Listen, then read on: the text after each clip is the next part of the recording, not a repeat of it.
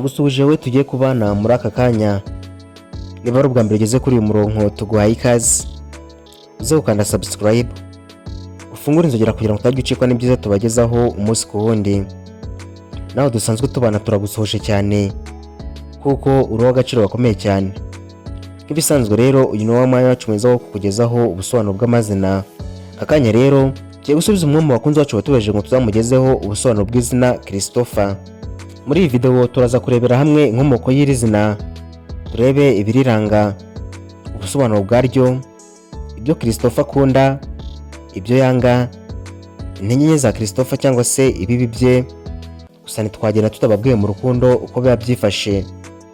Iyi wumva rero ni Strong Studio, naho ngiye tujye kubana muri iki kiganiro. Ndemizero Felix, ikaze.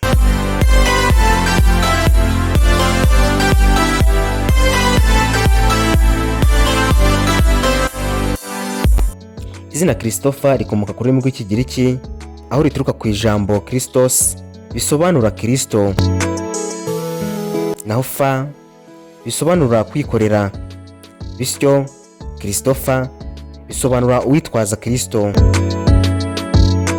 Mu mateka ya kera rero ya Gikristo, iri zina ryamenyekanye cyane cyane ku muntu wavugaga ko yatwaraga umwana wa Yesu akamwambutsa uruzi.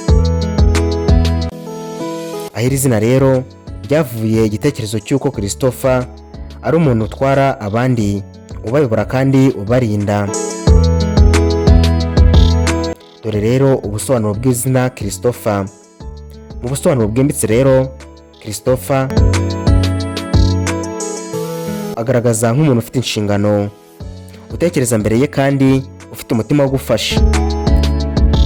Ni izina rijyana n'abantu bafite umutima mugari, bakunda kurengera abandi no kubafasha mu gutera imbere.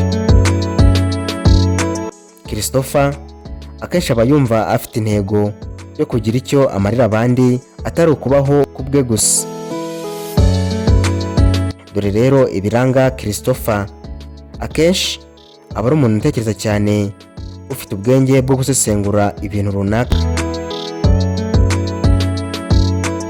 Aba afite ubuyobozi karemano, nubwo atari buri gihe aba ashaka kuyobora mu magambo menshi. Akunda kuba umunyakuri, udakunda kubeshya cyangwa guhindagurika.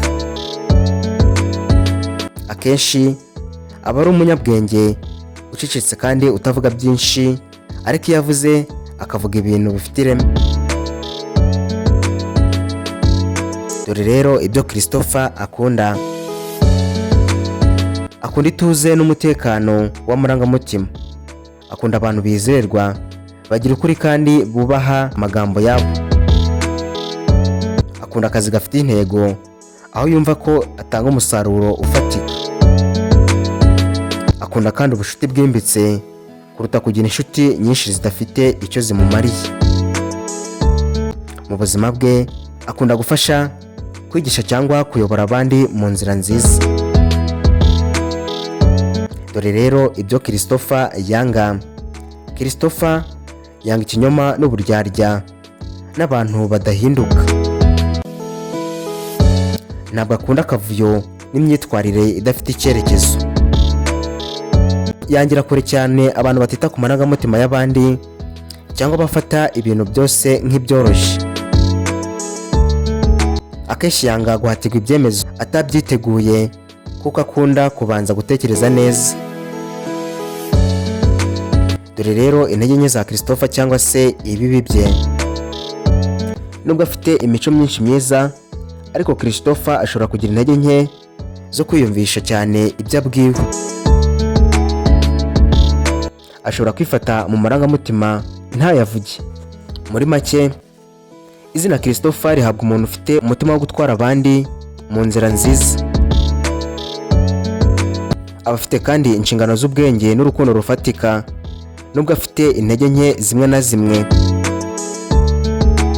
Imico myiza irusha kure ye ibibi. Ni izina rikwiriye umuntu wifuza kuba inkingi y'abandi, haba mu muryango, mu nshuti cyangwa mu rukundo. Ngaho rero ngubwo ubusobanuro bw'izina Christopher. Nawe niba ari izina wifuza ko tugusobanurira, uze kutwandikira muri comment maze tuzari gusobanurira. ni nuko dusoje, ari nako tugushimira cyane twari kumwe. Nk'ibisanzwe mwari kumwe nanjye Mizero Felix, mukomeze kugira ibihe byiza, turabakunda naho ubutaha, Imana ibarinde.